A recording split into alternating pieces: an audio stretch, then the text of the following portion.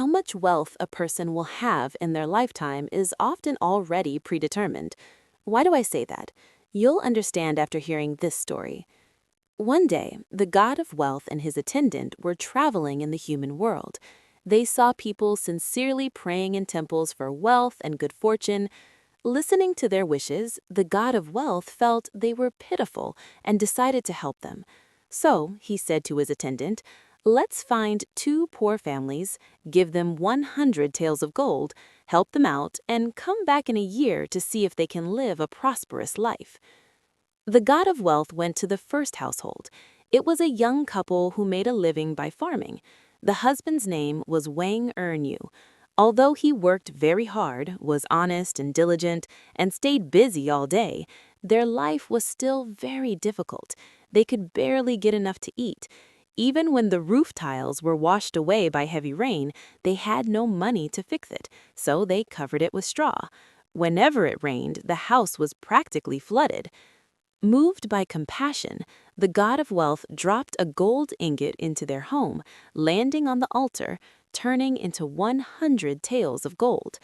When the couple saw this miracle, they were overjoyed, quickly thanked the god of wealth, and burned 3 sticks of incense. Satisfied, the god of wealth left, believing they would be well off in a year. Then they went to the streets to find the second person to help. They saw an old beggar lying in a corner with a broken bowl in front of him, wearing thin clothes in the cold wind, gaunt and weak, very pitiful. The god of wealth felt compassion again and pointed at him, saying, "He's the one." Then he poured 100 taels of gold into the bowl. The beggar woke up from the noise, looked around but saw no one. Then he noticed 100 taels of gold in front of him, even shattering his begging bowl. He jumped up in excitement, then knelt down and repeatedly thanked the heavens. Seeing both people had been helped, the god of wealth and his attendant returned to heaven. A year passed quickly.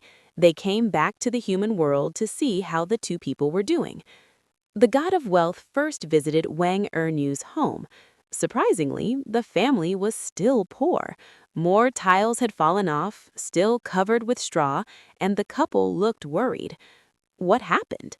It turned out that after receiving the gold, they spent some on gifts for relatives, gave money to both sides of the family, and bought new furniture. Relatives saw they seemed wealthy and came to congratulate them, then asked to borrow money. The couple was generous and lent out dozens of taels. But over the year, none of it was returned. They even had conflicts with relatives, and some cut off contact. In the end, they were just as poor as before. The god of wealth could only shake his head and sigh. Then they went to find the beggar, but couldn't find him. They learned he had died 6 months earlier. After getting the gold, he stopped begging and spent his days eating, drinking, and indulging himself. The money only went out, never came in, and was quickly wasted. By winter, with no money left, he didn't even go back to begging. Instead, he went to the temple, hoping the god of wealth would bless him again. After waiting many days without success, he died of hunger and cold in the temple.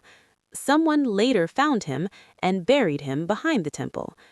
The god of wealth and his attendant felt deeply conflicted, with mixed emotions, believing they had made a mistake by giving them gold, and left the human world.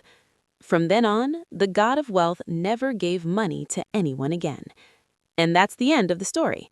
As the saying goes, if a person isn't worthy of wealth, they will lose it. Everything has cause and effect. Not everyone is suited to become rich.